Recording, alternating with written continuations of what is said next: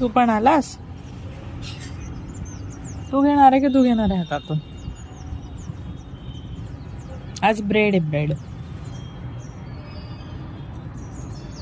हा, आता त्यात बुडवायचा आणि खायचा. तू पण आलास.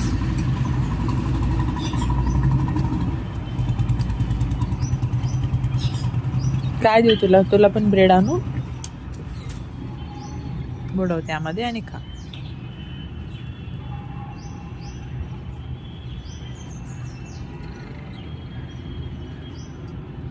त्याला पण दे ना थोडा. कुठे घे, तो पण घे. बस.